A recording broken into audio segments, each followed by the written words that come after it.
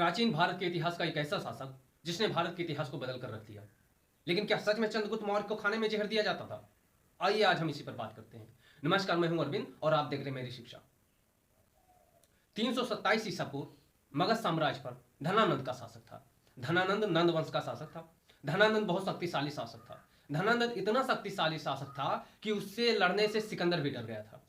लेकिन जब चंद्रगुप्त मौर्य ने उन पर आक्रमण किया तो नंद वंश का तख्ता पलट कर दिया और धनानंद को निर्वासित जीवन व्यतीत करना पड़ा और चंद्रगुप्त मौर्य ने मौर्य वंश की स्थापना की। देखिए, मौर्य साम्राज्य ने, मौर्य शासकों ने इतने महान महान कार्य किए थे, जिसमें बिंदुसार, अशोक, सम्राट अशोक कौन नहीं जानता। तो मौर्य साम्राज्य ने हमें बहुत अच्छे अच्छे राजा दिए, बहुत अच्छे अच्छे शासक दिए, जिसने भारत के इतिहास को बहुत आगे बढ़ाया। ठीक है, लेकिन जब चंद्रगुप्त मौर्य का शासक था तो उन्होंने ही मौर्य साम्राज्य की स्थापना की थी। और देखिए, जब किसी चीज की स्थापना करोगे, किसी चीज की नींव डालोगे, किसी चीज की शुरुआत करोगे और बड़े कार्य को करने की जब शुरुआत करोगे तो उसमें आपके दुश्मन भी बढ़ते जाएंगे। ठीक इसी प्रकार मौर्य साम्राज्य जितना विशाल होता जा रहा था, जितना विराट होता जा रहा था, उतने ही उनके दुश्मन बढ़ते जाते थे। पूर्व से लेकर पश्चिम से, उत्तर से लेकर दक्षिण तक छोटे छोटे बड़े बड़े राजाओं को हराकर मौर्य साम्राज्य का विस्तार होते जा रहा था। और उनमें साथ दे रहे थे उनके राजनीतिक गुरु और मंत्री, क्या, चाणक्य।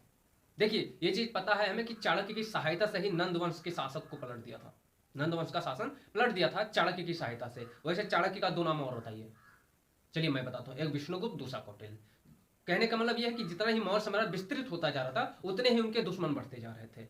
अब उनके राजनीतिक गुरु जो थे चाणक्य, जिनको हम विष्णुगुप्त और कौटिल्य के नाम से भी जानते हैं, तो उनको यह चिंता हमेशा रहती थी कि जिस प्रकार मगध पर आक्रमण करते वक्त उन्होंने गुप्तचरों की सहायता से, जैसे आज का सीक्रेट एजेंसियां होती नहीं है, उन्होंने मगध के बड़े बड़े सूबेदारों के, सूबे के मंत्रियों को रिश्वत देकर अपनी पार्टी में कर लिया था। जी हाँ, तो उनको देखिए, जो इंसान राजनीति में होता है उसको इस चीज का जैसा वो करेगा उसको डर रहेगा। तो उनको पता था कि अगर यही खेला हमारे साथ हो गया तो उन्होंने सोचा कि अगर बाह्य आक्रमण कोई होता है, कोई राजा बाहर से आक्रमण करता है, तो मैं तो उसको संभाल लूंगा। क्योंकि मौर्य साम्राज्य, मतलब मौर्य सेनाएं इतनी शक्तिशाली थी।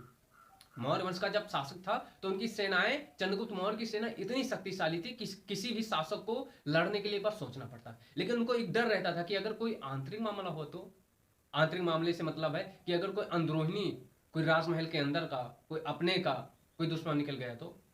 अब वो चंद्रगुप्त मौर्य को शस्त्र और अस्त्र दोनों में निपुण कर दिए थे, लेकिन उनको एक डर था, अगर किसी ने खाने में जहर दिया तो, अगर किसी ने खाने में जहर दे दिया तो। अब बात वहीं आके रुकी कि ये बात क्या सत्य थी कि उनको चंद्रगुप्त मौर्य को खाने में जहर दिया जाता था? तो जी हाँ, ये बात सत्य थी। इसलिए क्योंकि उनको डर था कि अगर किसी ने उनके खाने में जहर मिला दिया तो फिर काम तमाम हो जाएगा। इसीलिए जब से वो शासक बने तो चाणक्य स्वयं अपने हाथों से, जब वो चंद्रगुप्त मौर्य भोजन करने बैठते थे और उसके बाद अंतिम में जब कुछ मीठा खाते थे, खीर या कुछ, तो उसमें हल्का सा वो अपने हाथों से जहर देते थे। पहले थोड़ा थोड़ा फिर बढ़ाते वो इस लेवल तक लेकर आ गए थे कि उनको पता था अगर उनका खाना जूठा कोई खा ले उसकी मृत्यु हो जाती। और वो इसलिए कि अगर उनको कोई आंतरिक महल के अंदर का कि कोई अपना जहर दे के मारना चाहे तो वह असफल रहे। तो इसी वजह से चंद्रगुप्त मौर्य को हर रोज खाने में जहर दिया जाता था। मुझे उम्मीद है आपको वीडियो अच्छी लगी होगी।